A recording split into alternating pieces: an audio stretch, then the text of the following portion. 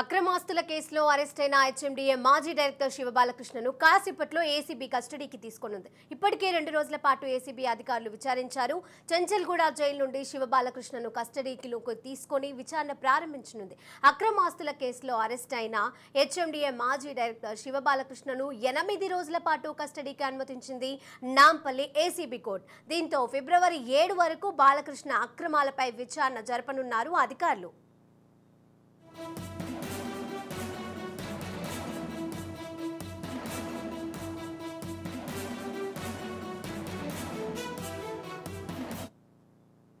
రెండు 2018 నుంచి 2023 కాలంలో హెచ్ఎండిఏలో పనిచేసిన శివబాలకృష్ణ అధికార దుర్వినియోగానికి పాల్పడడం ద్వారా కోట్లాది రూపాయలు ఆస్తులను అక్రమంగా కూడబెట్టినట్టుగా వచ్చిన ఆరోపణలతో రంగంలోకి దిగింది ఏసీబీ. శివబాలకృష్ణ అరెస్టుకు ముందు ఏసీబీ అధికారులు విస్తృతంగా తనిఖీలు చేపట్టారు. 100 కోట్ల ఆస్తులున్నట్లుగా గుర్తించారు. అధికార దుర్వినియోగానికి పాల్పడి అనుమతులు ఇచ్చారని, అలా అవినీతి సొమ్మును కూడగట్టారని నిర్ధారణకు వచ్చారు. దీంతో శివబాలకృష్ణ డైరెక్టర్ గా ఉన్నప్పుడు ఇచ్చిన అనుమతులు, కూడగట్టిన ఆస్తుల వివరాలను కస్టడీ విచారణలు రాబట్టేందుకు సిద్ధమైంది ఏసీబీ. ఇక ఇదే అంశానికి సంబంధించి మరిన్ని అప్డేట్స్ మా క్రైమ్ బ్యూరో చీఫ్ ఇన్నారెడ్డి అందజేస్తారు. ఇన్నారెడ్డి,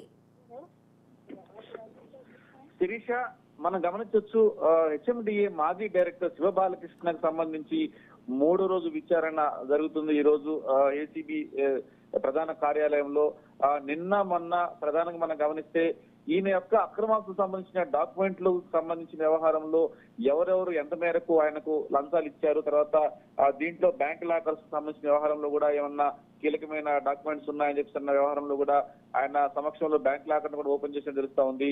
అయితే 3వ రోజు మొత్తంగా 8 రోజుల పోలీస్ కస్టడీలో 3వ రోజు ఈ రోజు చాలా కీలకమైన దశ అని చెప్పుకోవచ్చు. ఈ రోజు జరిగే ఇన్వెస్టిగేషన్ చాలా కీలకంగా ఉండే అవకాశం కనిపిస్తా ఉంది.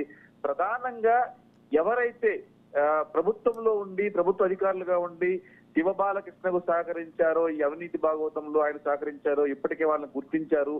వాళ్లను అడిగి ఏ రకంగా వాళ్ళని ఉపయోగించుకున్నారు, ఏ రకంగా అక్రమ లేఅవుట్లను అప్రూవల్ చేశారు, అవినీతికి ఏ రకంగా పాల్పడారన్న విషయం మీద అవసరమైతే వాళ్ళకి ఇప్పటికే నోటీసులు జారీ చేసి వాళ్ళని కూడా పిలిపించి, అంటే అవినీతికి సహకరించిన అధికారులు ఎవరైతే ఉన్నారో వాళ్ళని కూడా పిలిపించి వాళ్ళ సమక్షంలో ఈ రోజు విచారించే అవకాశం మనకు చాలా స్పష్టంగా కనిపిస్తా ఉంది. ఖచ్చితంగా ఈ రోజు జరగబోయే విచారణ చాలా కీలకంగా మారే అవకాశం కనిపిస్తా ఉంది. ఇదే కాకుండా ఎవరెవరికైతే అక్రమ లేఅవుట్లకు అప్రూవల్ చేశాడో ఆ కంపెనీలు, రిజిస్టర్డ్ కంపెనీల వ్యవహారం మీద కూడా ఈ రోజు కీలకంగా విచారణ జరిగే అవకాశం కనిపిస్తా ఉంది. దానికి సంబంధించిన వ్యవహారంలో ఎవరైతే లాభపడ్డారో ఆ లాభపడ్డ రిజిస్టర్డ్ కంపెనీలను కూడా పిలిపించి విచారించింది కూడా ఈ రోజు పూర్తి స్థాయిలో రంగం సిద్ధమైంది. మొత్తం మీద ఈ రోజు జరగబోయే విచారణలో శివబాలకృష్ణకు సంబంధించి మరిన్ని అవినీతి భాగవతాల చిట్టా ఇప్పటానికి ఏసీబీ అధికారులు పూర్తి స్థాయిలో ఏర్పాటు చేస్తున్నట్టు మనకు తెలుస్తా ఉంది. Shirisha, right, thank you Inna Reddy.